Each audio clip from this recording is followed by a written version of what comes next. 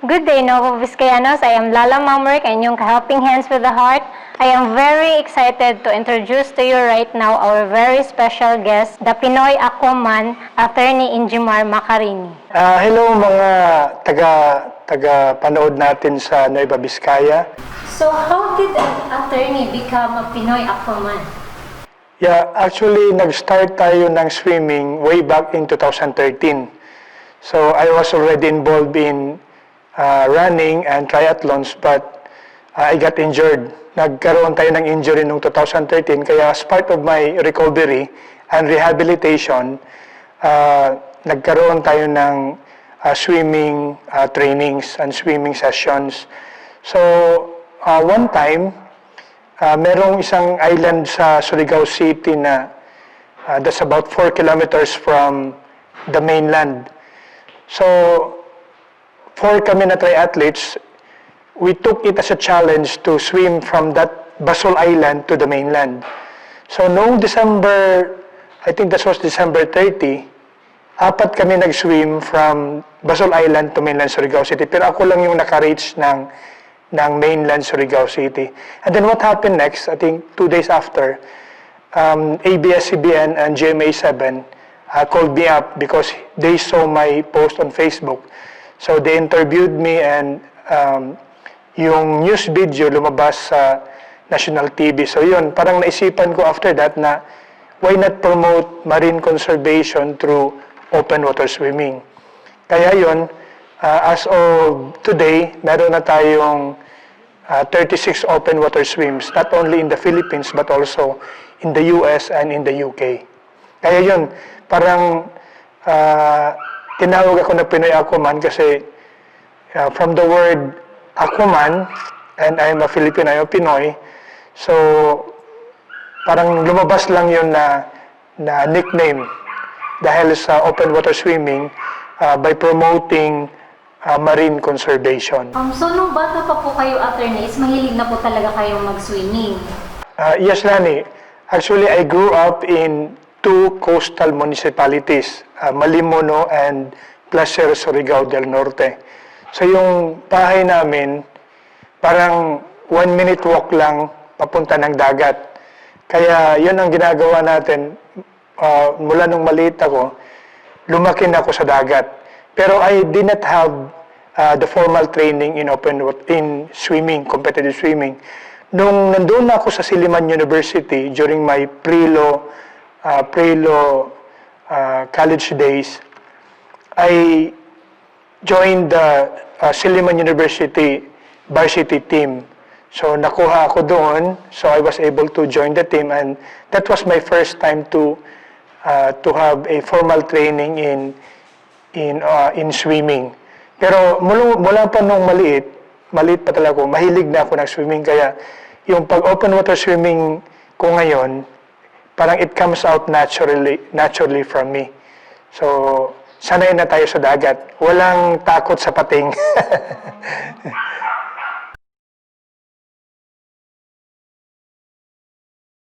As an athlete, attorney, paano mo po na-keep sa sarili mo yung discipline ng yung food mo, yung exercise? Kasi swimmer ka, ang hirap kaya yung hindi ka umaangat sa tubig na dire-diretso.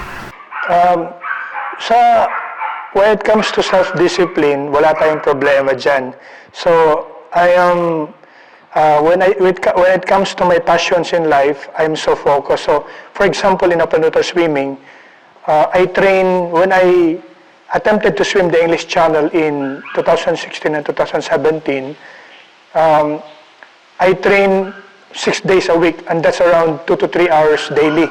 So imagine I'm working as an election officer, and I had a business to manage, and then I have a family. So kailangan talaga ng parang proper scheduling. So anyway, wala naman tayong bisyo. I don't drink, I don't smoke, so I don't gamble. So wala tayong ibang pinagkabisihan kundi yung sports.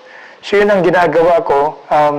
So when it comes to self-discipline, wala talagang problema. And then when it comes to my diet,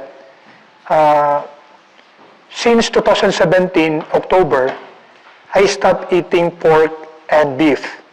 Kumakain ako ng chicken, pero yung native chicken, yung organic chicken. But last March, that was the time, last March this year, 2020, that's the time that I decided to go vegan, full vegan. So I stopped eating pork, beef, chicken, and fish. So I eat mostly, I eat exclusively fruits and vegetables. So yun naman ang mindset ko kasi once I made up my mind to do something, for example in my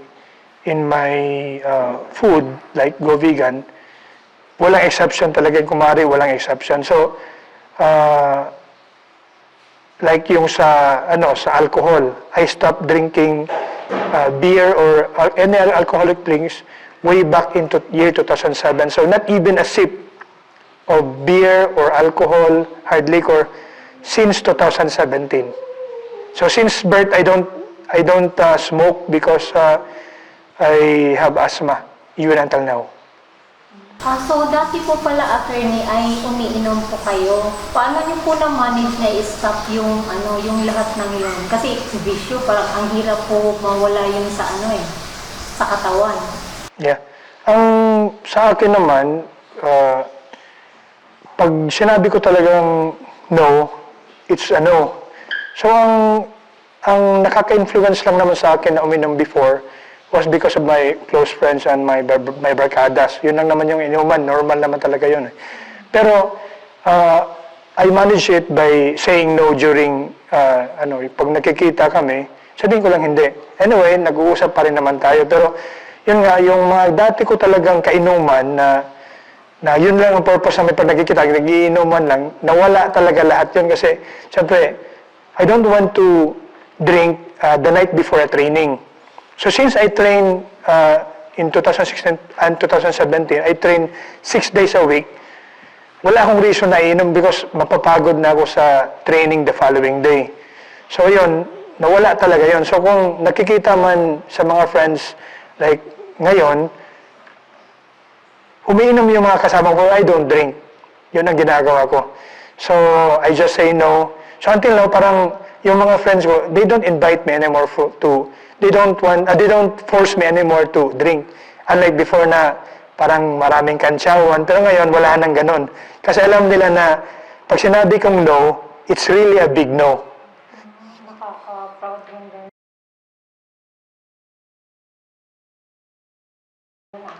So, attorney, ano po ang goals niyo noon at ngayon sa pag-swimming? Yes, ang main consideration ko talaga for open water swimming or for engaging in sports, like I train almost 1 hour a day, daily, even now. So, ang goal ko talaga is more on my health. So, high blood ako ngayon, actually. Pero once I started vegan last March, normal na yung BP ko for the first time in my life. And then, I had asthma also since birth. So, when I adopted the vegan diet, last March, wala na rin akong asthma attack since March. So, wala na akong reason na babalik pa sa kakain ng meat. Kasi, yun nga, na-reach ko na yung target ko na mawala yung asthma at saka ma-manage ko yung high blood ko. So, yun ang main consideration ko. And then, yung pag-promote naman ng marine conservation, that's also a plus because, siyempre, I have 2 kids, Lance and Colleen. They're also swimmers and I want them to enjoy the kind of environment that the kind of clean water that I enjoyed when I was growing up in Surigao City. So yun ang pinopromote ko na malinis na karagatan, marine conservation, para ma-enjoy pa ng future generations yung kalinisan ng karagatan natin.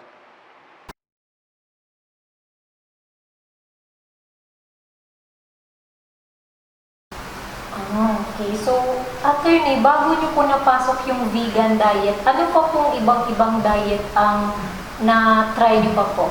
Yeah, yung 2017, ang una ko talagang ginawa is stop ko yung pork and beef kasi I did my own research and yung red meat, it's not good.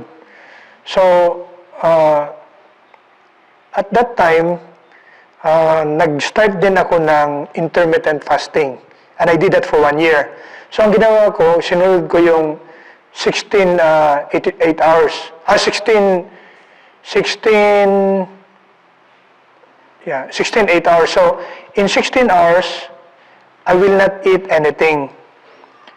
Water only. And then, doon sa 8 hours, doon ko finifit yung 2 meals na kinakain ko daily. So when I reach my target weight, like in 2017, I was 96 kilos. Ang target ko noon was to reach 80.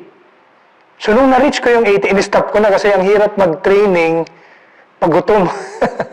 Mahirap. So, especially sa akin na very intense yung training ko. So, ang ginawa ko, bumalik na ako sa 3 meals after the 1 year kasi na intermittent fasting. Kasi na-reach ko na yung weight ko. Then, full meals lang. 3 full meals, no snacks in between. So, yun ang ginawa ko. Then, yung March, that was the time na kinuha ko na rin yung fish at saka chicken. So, starting March, vegetables and fruits lang talaga. So, ang challenge ko lang naman talaga yun, how to cook. Yun lang yung Kaya, I watch YouTube videos. Yun ang challenging sa akin. Kasi I use local ingredients. I don't buy the fancy stuff from abroad. I don't use that one.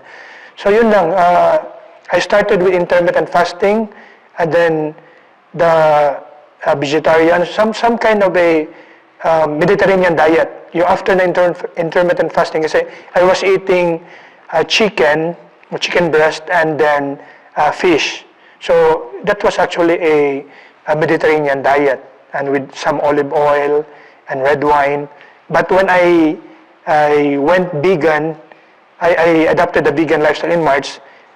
I'm not into Mediterranean diet anymore. So no more olive oil, no more fish.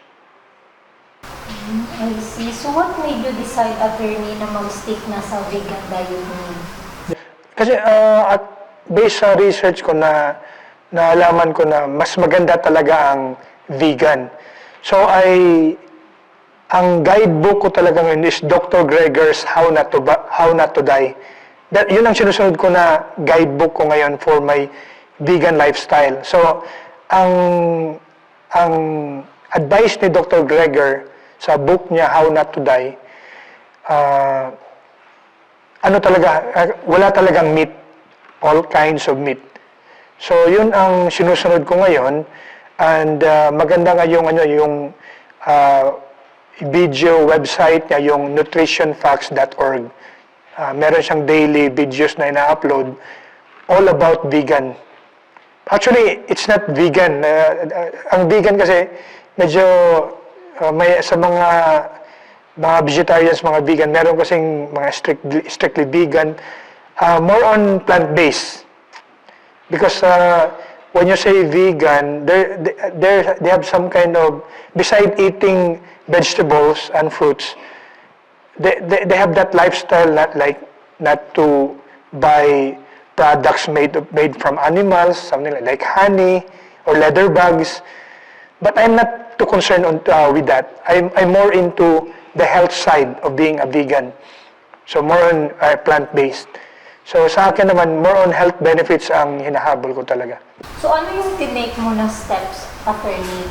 Kasi ang hirap kaya yung wala kang meat, wala kang fish, as in fully vegetables lang. Yun ang challenge talaga sa pagkakain ng vegan, kasi yung recipe, yung paano gagawa ng yung masasarap na food na healthy. Although healthy naman talaga ang fruits and vegetables, walang problema yun, mga whole grains. Pero ang challenge ko talaga, paano pasarapin? Kasi siyempre, I'm an athlete, I train daily. Mahirap na mabusog. Yun ang ko. Kaya, ang ginawa ko, research talaga. So, meron na akong na-adapt na mga, parang 3 to 5 recipes na yun ang parang pinakit-ikot ko lang. Kasi normally, ang breakfast ko naman, it's oatmeal. So that's 2 cups of oatmeal and then fruits. So yung problemahin ko na lang yung lunch at saka dinner. So importante lang is variety. So sa akin, maraming fruits and vegetables, pinalo-halo ko na lang. So pag like yung oatmeal, nilalagyan ko siya ng dark chocolate, yung tableya, nilalagyan ko siya ng 2 piraso, and then lagyan ko rin ng 1 glass of soya milk, and then 2 banana, and then meron pang mga ibang fruits na pwedeng kainin, like papaya. So ang lunch and dinner, that's the time only that I eat, that I cook. So ang ginagawa ko din para mas simple ang pag-prepare ng food, same lang yung food ko, lunch at saka dinner. So dagdagan ko lang ng fruits, like if I cook squash or maybe chop suey for lunch, yun na rin yung ulam ko sa dinner time. Kasi yung kumbaga dadagdagan ko lang siya ng damihan ko lang yung food. Anyway, meron naman akong mga fruits. Pero kahit mag-vegan diet kayo, attorney, ay nagra-rice din po ba kayo? Yeah, walang basta sa akin pag rice, walang problema yon. In fact, unlimited ang pagkain ko. Walang problema kasi I train daily. So, kailangan ko rin ng talaga ng a lot of food. So, pero sa rice ko, I prefer the brown rice and the red rice. So, yun ang kinakain ko lang kung maaari kung may available talaga na kasi based on research na nabasa ko na mas maganda ang nutritional content ng nutritional profile ng red rice or black rice or brown rice kaysa white rice. Pero ako, no problem kung kahit white rice kakain pa rin naman ako, walang problema doon. And yun nga, sinasabi ko na unlimited. I eat hanggang na mabusog.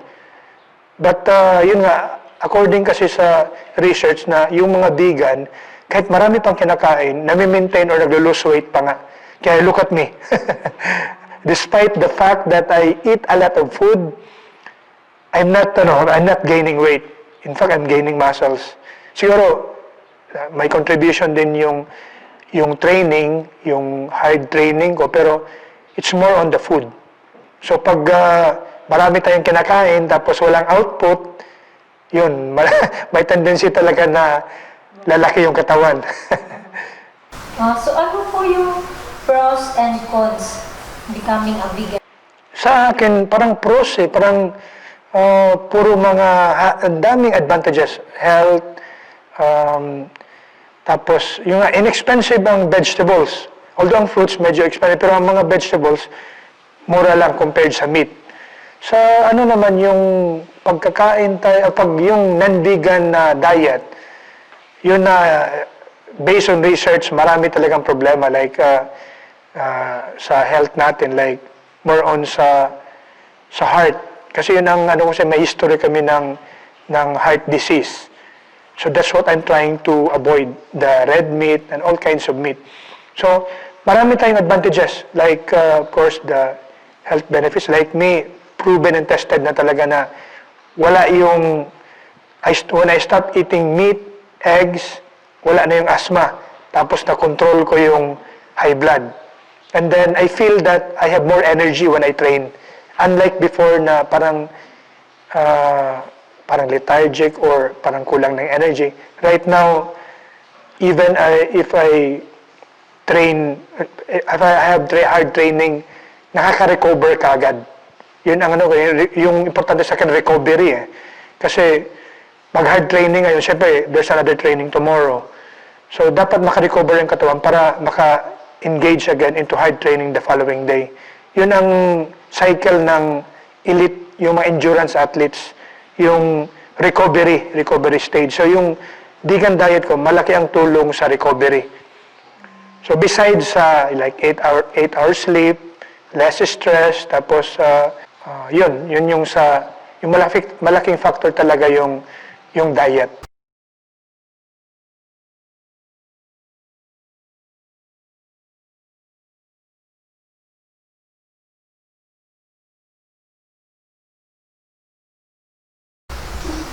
So, attorney, how to become an eco warrior like you?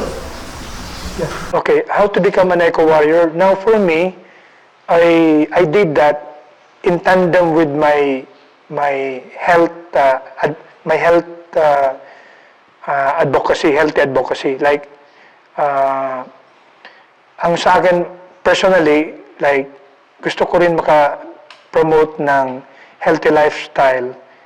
Uh, Hindi lang sa akin, kundi sa family ko. Kasi, syempre, mas maganda rin yung na ma-adapt din yung healthy lifestyle ng family ko. At saka sa ibang tao. Kasi, there's no better way of sharing our knowledge but yung ipaalam natin sa iba. So, sa pagiging eco-warrior naman, for me, yun din ang parang sinama ko doon sa healthy lifestyle. Now, I want my kids, Lance and Colleen, to enjoy the cleanliness that I enjoyed when I was a little child or a little kid way back, years and years back. So, ang ginagawa ko na lang, by swimming in the open water, syempre meron namang usually media na in-invite natin para to cover my swim. Yun yung parang, that's my way of spreading the news, spreading my advocacy as an eco-warrior. Because I'm not just doing this for myself, for my family, but also I'm doing it for the future generations. So that's my way of how to become an eco-warrior. Just doing it and spreading it through the media, traditional media, and right now, through Facebook or in whatever way that I can spread my news for saving our environment or for marine conservation. So, paano po kayo, attorney, nagka-interest na i-take good care yung Mother Earth, yung nature? Kasi you're an attorney, supposedly andun ka sa court na pinagtatanggol mo yung mga tao, yung Mother Earth. Yung naman, yung fight natin to save the environment is just a hobby. So it's a weekend, it's a weekend hobby. So, like for example, way back in 2014, 15, 16, and 17, I did 4 open water swims a year. So madali lang naman yun. Although ang hindi nakikita ng mga tao yung training. Kasi yun ang importante, yung 3 or 4 times a week of training. Although iba yung English channel training ko kasi seryoso talaga yun na training. Pero itong pagiging to devote my time on the training, kaya lang naman, kasi hindi naman kakain talaga siya ng time. Kailangan lang i-manage yung schedule. So I normally spend like twice a week in the court. So I have a lot of time to train. So syempre, bawas-bawasan lang yung siguro pag-watch ng movies or TV or what. So yun ang nakaka-devote pa rin tayo ng time. Nahahanapan naman, nasa lang naman yun sa priorities, di ba? So kung priority natin ang training, priority natin ang pag-save ng environment, syempre hahanapan natin ng time to do that. So by doing 4 or 5 swims a year, hindi yun mabigat sa schedule ko. Kasi nahahanapan naman nahahanapan nga natin kung ano-anong gagawin natin sa buhay natin. Why not yung mga bagay na may kabuluhan? Yung nakaka-contribute tayo ng awareness in saving the environment. So, nababalance niyo po talaga, attorney, yung pagiging athlete at pagiging attorney the same time? Yes, kayang-kaya naman. Kaya kung kaya kong gawin yon na mag-training ng ganun tapos while I'm a lawyer, siguro walang reason na hindi kayang gawin ng iba. So, it's just a matter of prioritizing your passion. So, kasi nahanapan ko nga So, yung mga kabataan natin ngayon, siyempre, kaya nga pag may mga invitation to speak before graduation or may mga intramurals, tinatanggap ko yon. Or may mga interviews on media, tinatanggap ko yun kasi I want to spread the news of, I want to spread my advocacy for healthy lifestyle and for marine conservation. Kayang-kaya. So how are you coping with the new normal life, attorney, as a father, as a husband, as a lawyer, and as an athlete? Ngayon, medyo challenging ngayon kasi syempre, di tayo nakaka-train sa swimming pool.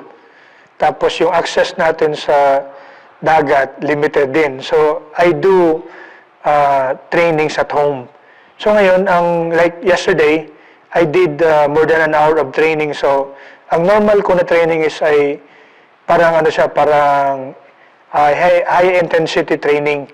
So, ang ginagawa ko is like 25 push-ups non-stop, the full push-up, that's 2 sets, and then I brisk walk like here inside the house for 30 minutes, and then I do the bicycle crunch, that's 60 bicycle crunch, 2 sets, and then squats, 100 squats, and then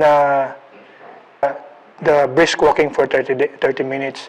So, yun, very challenging kasi siyempre hindi tayo nakakalabas, bawal naman tayong lumabas. Now, sa family naman dito ngayon, I can spend more time with the kids and my wife, Raquel, because hindi naman tayo pwedeng lumabas, hindi pwede tayo mag-travel. Wala tayong pupuntahan kasi bawal naman. So, medyo okay naman pero more on sa family, sa personal, walang problema. Pero yung sa training, challenging talaga ngayon. Kaya, wala akong open water swimming since March. Although I did an advocacy swim last February. I was invited by Zamboanga Sibugay provincial government. I did a 4-kilometer swim in Zamboanga Sibugay together with 16 other triathletes, local triathletes there. So that was my last advocacy swim, swim for the environment.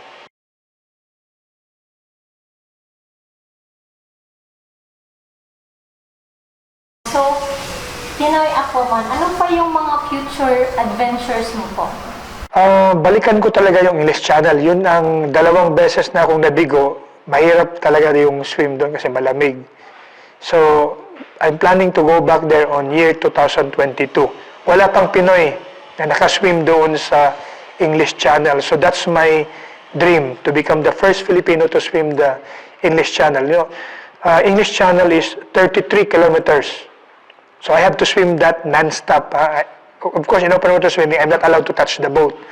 So, I will swim 33 kilometers, and that's around 12 hours, 12 to 15 hours of non-stop swim. And I will only be fed every 30 minutes, but without touching the boat. So, the challenge there is the cold swim, the cold water. The water temperature there is normally 15 degrees. That's the warmest temperature in the English Channel. And that's normally in August and September. So, if I will go back there in year 2022, I need to fatten myself. I need to get fat again. So, from 73 right now, I need to be in some kind of 85 maybe. So, that's another challenge for me, especially that a vegan diet, mahirap mag-gain weight. So, siguro, ibabalik ko siguro yung isda, fish. Maybe adapt the Mediterranean diet just to fatten up. Kasi kailangan yung taba para ma-insulation ako sa cold water. So, imagine mo na 15 degrees, yung mga air conditioning unit natin, ang pinakamalamig dyan, 16 degrees. Ang lalanguin ko doon, 50. So, imagine, I have to swim 15 degree water in 12 to 15 hours. Very challenging talaga yon. Kaya, ang para may idea ko, ang wear ko lang yan, I'm allowed only to wear a swimming trunk and swimming goggles. Yun lang. So imagine, yun yung gagawin ko for 12 to 15 hours. Walang saplot, as in swimming trunks lang at saka ano. So yun ang challenge. Kaya wala pang Pinoy na nakaswim doon. Although marami ng mga other nationalities na nakaswim doon. So yun ang main target ko talaga. Although meron din akong pinaplano ng mga swim in the US and other places. Pero yun ang main target talaga, yung English Channel. Hindi po ba kayo natatakot, attorney, na lumangoy dun sa English Channel since sabi niyo po na ang lamig, tapos 15 degrees, yung, alam mo yung magiging magkaka-cramps ka, or maninigas yung paa mo, katawan? Wala namang problema sa kasi training lang talaga yun eh. The longest swim na ginawa ko dito sa Pilipinas was yung last 2017 from Dumaguete to Siquijor. So that was around 23 kilometers. I started swimming from 5 o'clock in the morning and I reached Siquijor 4 o'clock in the afternoon. So that was 11 hours of non-stop swim. Yung pag-swim ko doon, there were around 4 boats surrounding me. So nag-escort sa akin. So may mga media, may taga ABS-CBN, may taga Inquirer, may taga GMA7. Sila yung witness bali na hindi ako nag-touch sa boat. So when it comes to cramps, never ako naka-experience ng cramps. Siguro merong mga 1 minute na cramps, pero madali, may technique naman doon. So example, kung mag-cramps yung paa ko, yung sa legs, parang sinishake lang. Sinishake lang. After a minute or 2, nawawala din yun. So, more on potassium. So, kaya banana, yun ang, hindi nawawala yung banana sa diet ko. Kasi yun yung, panglaban sa cramps. So, wala akong problema. Although, ang karamihan talaga na tanong sa akin, people have been asking me, are you not afraid of sharks? I'm not. Ang number one na concern ko sa dagat, jellyfish. Yun ang problema talaga. Kasi ang daming jellyfish, especially sa Cebu area, dyan sa Bohol area, yung summertime. Nako, there was, I swam from Bohol to Cebu. That was a 16-kilometer swim, a 5-hour swim. Merong portion doon approaching Aragao, Cebu, na parang 1 or 2 kilometers, puro jellyfish yan. Imagine that, I was swimming, walang kawala kasi nadadaanan talaga, walang ibang daan eh. So, grabe yung jellyfish ko. In fact, I took some medications after the swim kasi nagka-allergies ako, then naligo talaga ako ng suka. So yun lang yung concern ko talaga sa dagat, walang iba. Sharks, no problem. Cramps, no problem. Kasi meron namang escort. So ang concern ko lang talaga yung jellyfish. Yun lang yung problema ko, wala nang iba. So, attorney, ano po ba yung ma-message nyo sa mga aspiring athletes at mga aspiring eco-warriors? Advice ko lang talaga sa mga athletes natin at saka sa mga eco-warriors natin, consistency at sa self-discipline. Yun lang talaga. Kasi sa akin, when I train for a swim, lang talaga, mindset lang eh, kinukondisyon ko na mag-training ako bukas, training, walang excuse. So, kasi pag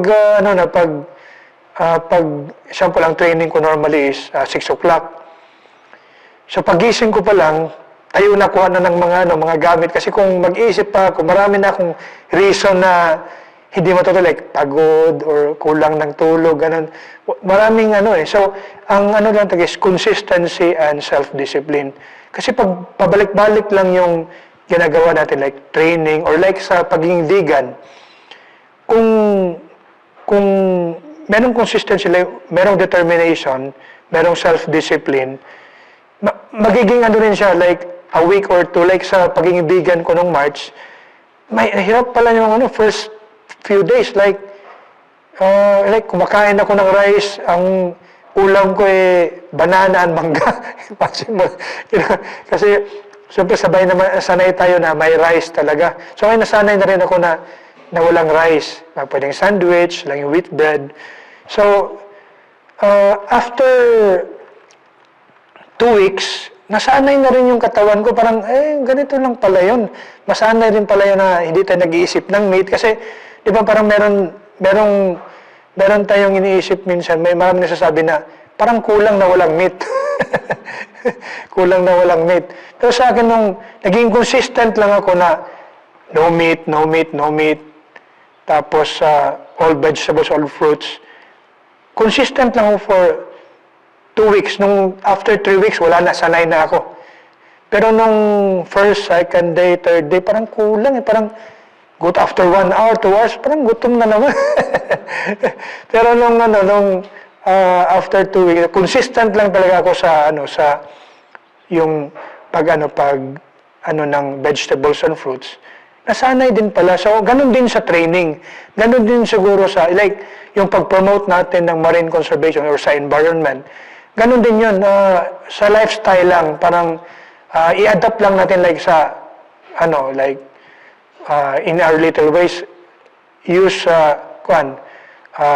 less plastic or, yun, parang masasanay din like, pagbibili ng mga grocery store, sabihin ko lang na, huwag mo i-plastic.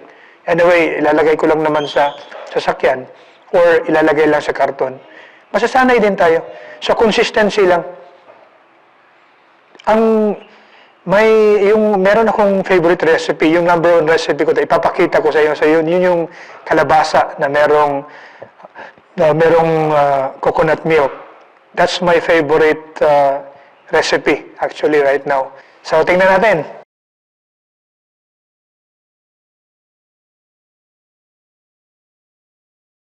Hi, I will show to all of you how to cook my favorite recipe. So I already put some oil here. So I'm going to first, unahin natin yung garlic. Okay, so put some garlic. Okay, then the ginger.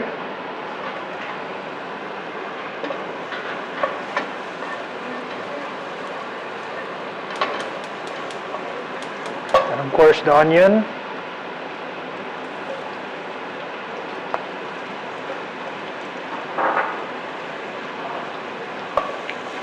Okay, so i-mix lang natin siya. This is how I do it. Yan. So pag naamoy na natin na mabango na, tatapon na natin yung, this one. And then the curry leaves. Okay?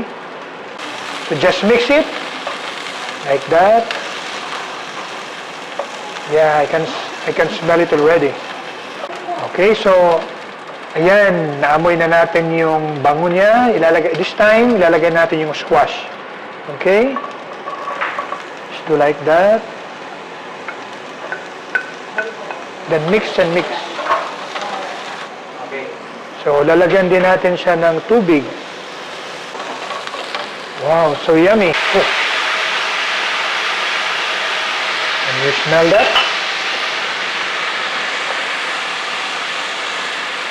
Okay.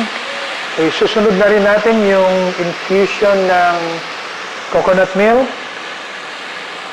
ginger, and lemongrass. Okay?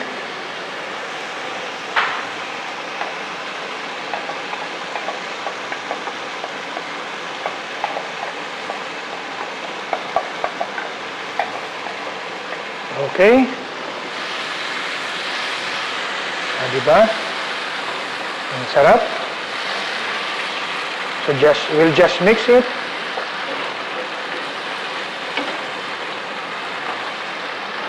Yan. Okay? And a pinch of salt. Okay? Konti lang. Pampasarap, pampalasa.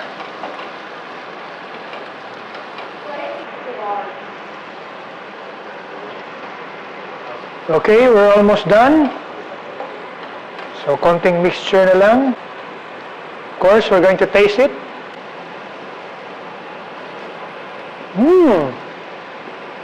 So yummy, so healthy.